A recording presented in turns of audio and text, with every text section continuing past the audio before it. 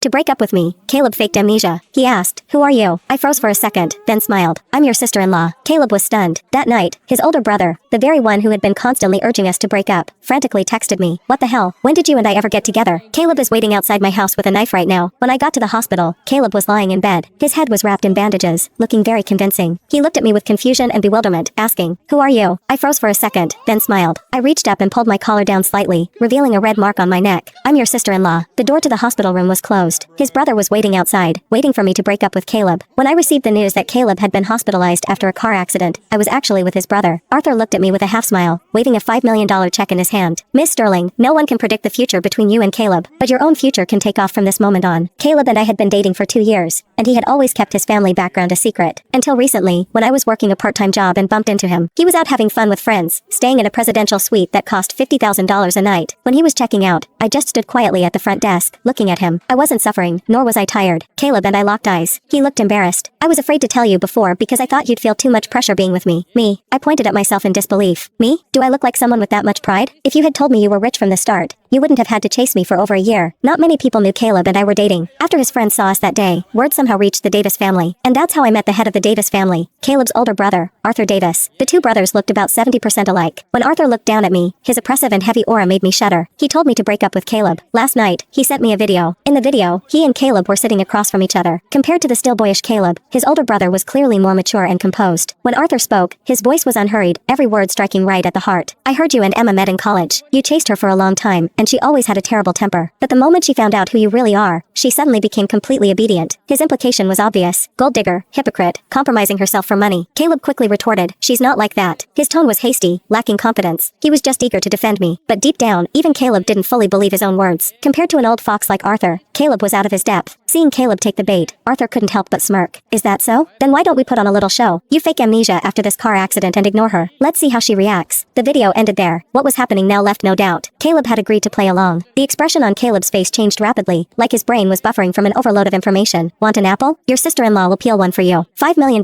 was definitely tempting, but the fact that you two brothers were playing me for a fool really pissed me off. Hearing me call myself sister-in-law made Caleb's face turn green with anger. He opened his mouth, clearly wanting to interrogate me, but stopped himself at the last second. He still had to maintain his amnesia persona. If he broke character now, he'd only be shooting himself in the foot. He feigned composure, but tears welled up uncontrollably in his eyes, and his voice was choked with emotion. I think my brother is single." I smiled and waved my hand dismissively. "You have amnesia. It's normal that you don't remember your brother having a girlfriend." Caleb pressed his fingers hard against his temples, sounding